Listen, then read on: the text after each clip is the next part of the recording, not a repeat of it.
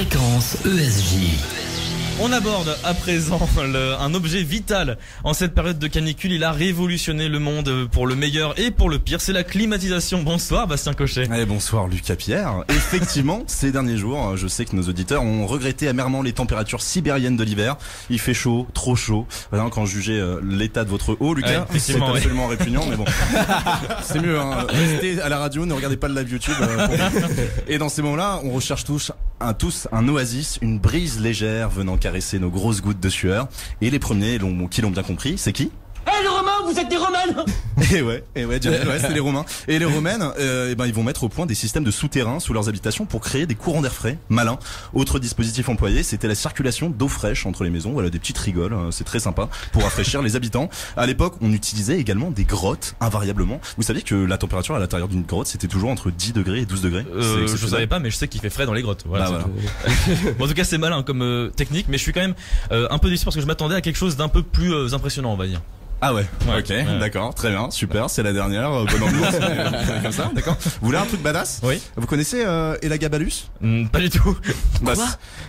Elagabalus, ça m'étonne pas, hein, vous êtes aussi ignare qu'insatisfait. D'accord. J'ai plutôt demandé à un homme de culture, notre historien en chef, Ugo Franceschi. Alors Hugo, mais bien sûr, Elagabalus ? Alors c'était un empereur romain de 218 à 222 et son vrai nom c'était Marcus Aurelius Antoninus. Vous avez bien lu la chronique, vous, hein ? Alors absolument pas, je connais tout.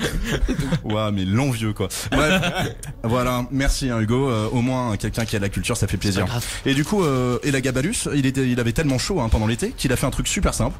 Il a fait descendre des tonnes de neige des montagnes à dos d'âne hein, pour se créer sa propre montagne personnelle de neige dans son jardin. Et comme ça, il allait se rafraîchir un peu. C'était des dirigeants qui menaient des projets qui avaient bien oui, effectivement. Et après les Romains, la science et la climatisation va un peu se perdre. On utilise jusqu'au 19e siècle majoritairement un éventail pour se refroidir. Majoritairement et pas maroquinairement. Non, ouais. Mais le problème de l'éventail, c'est qu'après 5 minutes, on a plus chaud à force de bouger le bras hein, plutôt que ça nous donne de l'air. Du coup, au 19e, sont inventés les premiers ventilateurs rotatifs. Mais c'est en 1902 que la climatisation, telle qu'on la connaît aujourd'hui, voit vraiment le jour. Et bien sûr, ça se passe dans le meilleur pays du monde. God bless America. Oh yeah, Donald Trump. Et c'est un Américain du nom de Willis Carrière qui va mettre au nom la première clim, mais pas parce qu'il avait chaud en fait, lui il s'en fout, hein, mais pour en fait l'imprimerie dans laquelle il travaillait. En fait, lorsqu'il faisait trop chaud et humide, le journal ne s'imprimait tout simplement pas bien et en fait l'encre bavait sur le papier. Pas pratique, ouais. Et à l'époque, le système est très ingénieux, mais coûte encore très cher et peine à se démocratiser. Heureusement, l'entreprise de Carrière a un coup de génie, équipé une salle de cinéma. Eh ouais. Imaginez-vous en plein été, dans une grande pièce, en espèce de hangar où vous êtes en train de cuire, collé à des étrangers transpirant pendant 1h30 pour regarder un film.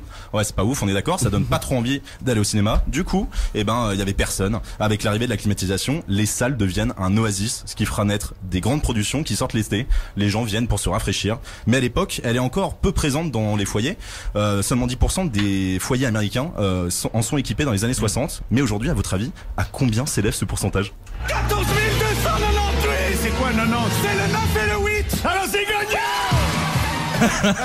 C'est bon, on enlève juste le 8 hein. Mais il faut juste enlever le 8, mes amis belges, mais plus de 90% des foyers américains aujourd'hui sont équipés à ce jour de climatisation. Ce secteur représente à lui seul, donc la climatisation aux États-Unis, ça représente la consommation énergétique du continent africain. Juste pour vous dire, c'est sympa hein. Et plus généralement, la surutilisation de la climatisation dans les foyers, les magasins ou même pour refroidir les serveurs utilisés par les internets binaires 2.0 dans les pays comme les États-Unis ou la Chine ou même l'Indonésie qui s'équipe très rapidement, et en fait ça représente un risque énorme pour l'écologie. Et désolé de vous démoraliser si vous êtes donné bonne conscience en votant les Verts aux européennes alors que vous jetez vos mégots de clope par terre, mettez la clim à fond dans la voiture et partez en vacances en avion hein. Et sale faux écolo bobo hypocrite.